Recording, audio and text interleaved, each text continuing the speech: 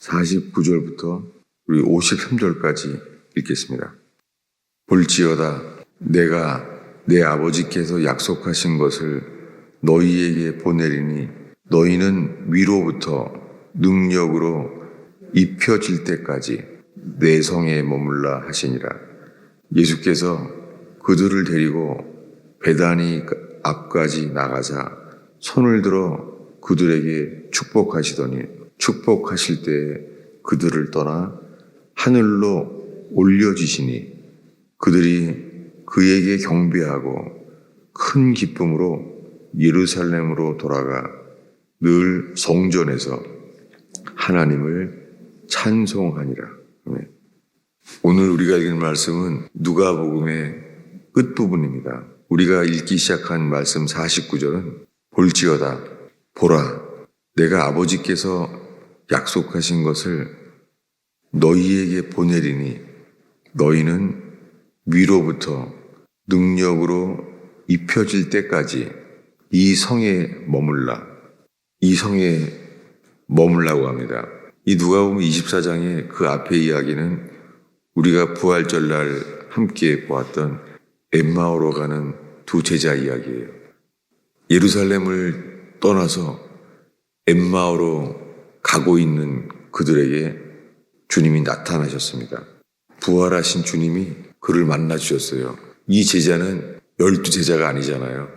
그러니까 12제자만이 예수님이 3일 전에 십자가에 죽기 전날 밤에 떡을 떼시며 이것은 너희를 위하여 찢기는 내 살이다. 이것을 받아 먹으라. 이것을 너희를 위하여 흘리는 나의 피의 언약이다. 라고 말씀했잖아요. 그것은 이 엠마오로 가는 제자는 못 들었죠. 이것은 11제자만이 들었잖아요. 그런데 엠마오로 가는 이 두 제자를 부활하시던 그날 만나 주셨습니다. 그래서 그들을 돌아오게 했죠. 그리고는 그 엠마오로 가는 제자들과 만나 주신 다음에 그 두 제자가 즉시 그 시간에 예루살렘으로 돌아왔잖아요. 돌아왔을 때 부활하신 주님을 만났다고 그 엠마오로 가던 그 두 제자가 얘기했을 때 그때 예수님이 들어오셨습니다. 그래서 드디어 이 11제자도 부활하신 예수님을 만났습니다. 그리고 그때 부활하신 예수님께서 11제자에게 부활하셔서 하신 말씀이 44절인데요. 부활하셔서 이렇게 말씀하십니다. 너희에게 말한 바 내가 너희와 함께 있을 때 너희에게 말해온 것 내가 3년 동안 너희에게 말해온 것 곧 모세의 율법과 선지자의 글과 시편에 나를 가리켜 기록된 모든 것이 이루어져야 하리라. 예수님은 부활하셔서도요. 내가 3년 동안 너희와 함께 있을 때에 구약 성경 모세의 글과 선지자의 글과 시편에 내게 대하여 가르쳐 왔던 것 성경은 내게 대하여 증거한 것이다. 그것을 다시 그대로 말해 주었습니다.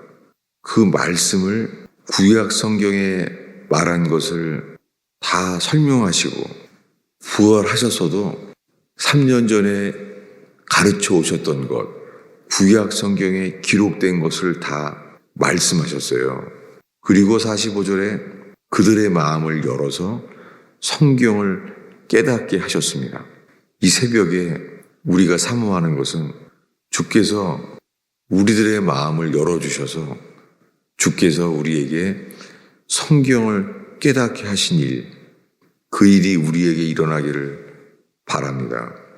이렇게 말한 다음에 그리스도가 고난을 받고 제3일에 죽은 자 가운데서 살아날 것, 죽은 자 가운데서 부활하게 될 것, 그리고 그 이름으로 죄사함을 얻는 회개가 예루살렘부터 시작하여 모든 족속에게 전파될 것을 이것이 기록되어 있다는 거죠. 구약 성경이에요. 그러니까 구약 성경에 기록된 것을 주님은 부활하셔서도 말하는 거예요. 구약 성경에 이렇게 기록되어 있다라고 말하고 있어요.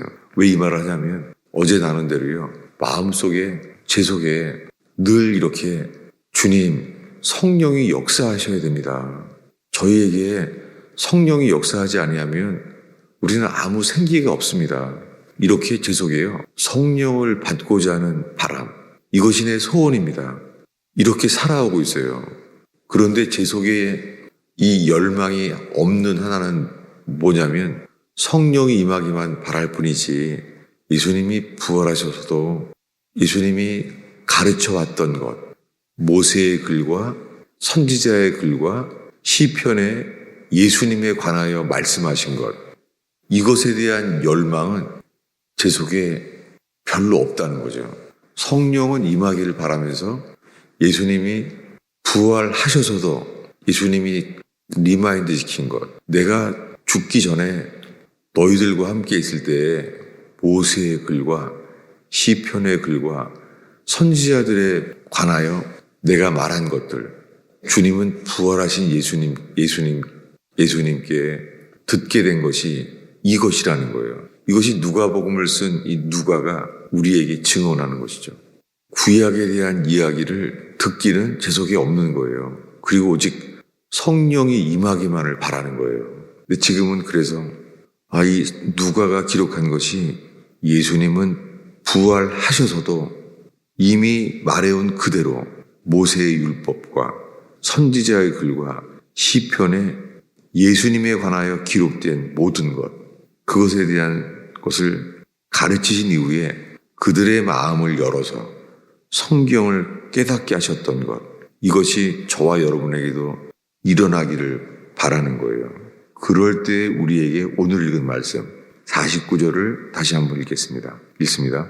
볼지어다 내가 내 아버지께서 약속하신 것을 너희에게 보내리니 너희는 위로부터 능력으로 입혀질 때까지 이 성에 머물라 하시니라. 그들은 그래서 엠마오로 가는 두 제자도 부활하셔서 돌이키게 하신 것처럼 이 말을 듣게 된 거죠. 그래서 11 제자와 함께 이 성에 머물러 있게 된 거죠. 그런 다음에 이 40일 동안 부활하신 모습을 아무에게나 보여주지 않았어요. 부활하신 모습은 처음부터 끝까지, 복음의 초기부터 십자가에 돌아가실 때까지, 처음부터 끝까지, 복음의 시작, 회개의 복음부터 십자가에 돌아가실 때까지 그 중에서 부활하신 모습을 보이셨습니다. 여러분, 주님이 만약에 모든 사람들이 부활하신 것을 믿으면 구원을 받는다는 것을 우리가 알잖아요. 사도 바울이 말한 대로 주님이 부활하신 것을 믿으면, 근데 왜 그걸 보이지 않았죠? 40일 동안에 이 땅에 계셨는데 40일 동안 이 땅에 계셨는데요. 제자들조차 40일 동안 항상 함께 있는 게 아니잖아요. 3일 만에 부활하셔서요. 예수님이 자신의 부활을 보이신 것이 몇 번 안 돼요. 우리가 지금 읽은 것이 누가복음 24장에 엠마오로 가는 제자 만나주신 것, 그리고 11 제자가 그들이 있었을 때 주님이 들어오셔서 손발을 보이고 만져보라고 했던 것, 그리고 한 번 보여주셨지만 그렇다고 항상 같이 계신 게 아니잖아요. 항상 같이 있지 않고 사라지잖아요. 그 40일 동안 몇 차례의 부활하신 모습을 보여줬지만 보여주신 것은 안 보이는 거예요. 왜 그랬죠? 부활하신 모습을 이렇게 몇 차례 보였잖아요. 그리고 갈릴리에서도 만나자고 그랬잖아요. 이것은 요한복음에 기록되어 있죠. 그래서 갈릴리에 가서 거기서도 생선을 구우면서 먹으라 하셨고, 내가 나를 사랑하느냐라고 그 한 7, 8명 되는 제자들에게 갈릴리에서 만나주셨잖아요. 이것이 40일 동안 부활하신 주님을 만났던 것. 근데 그때도 항상 함께 있는 게 아니잖아요. 부활하신 예수님과 항상 함께 있는 게 아니라 잠깐 보여주시고 그리고 함께 계시지 않았어요. 주님이 내가 너희와 항상 함께 있겠다 이렇게 말씀하신 게 아니에요.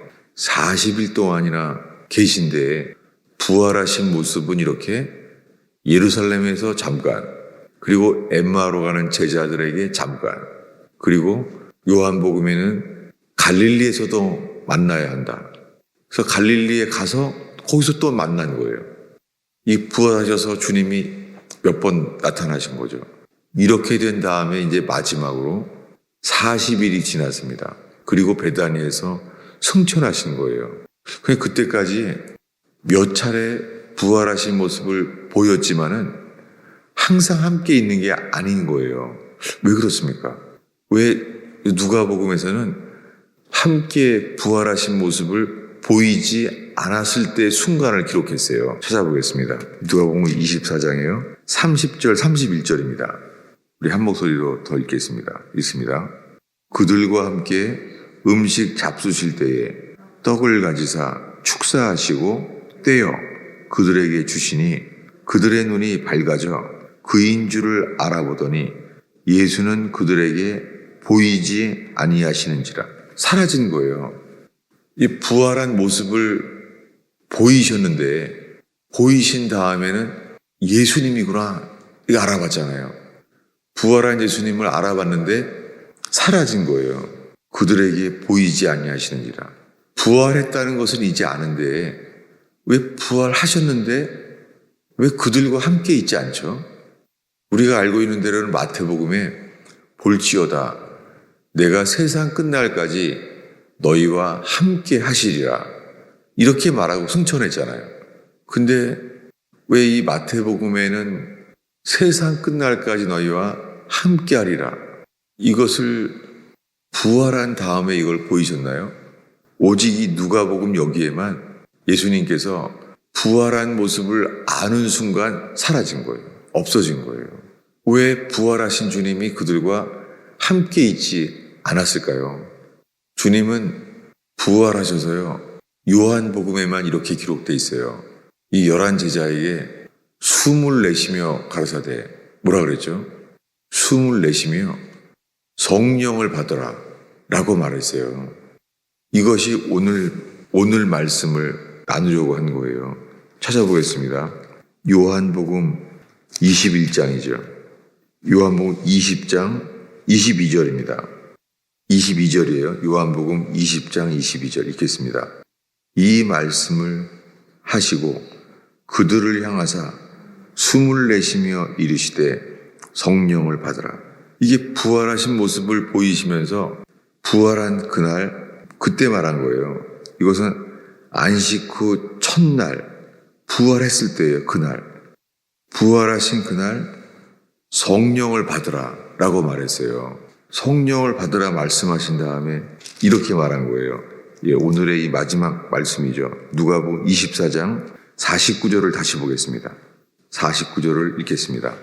볼지어다 내가 내 아버지께서 약속하신 것을 너희에게 보내리니 너희는 위로부터 능력을 입혀질 때까지 이 성에 머물라 하시니라.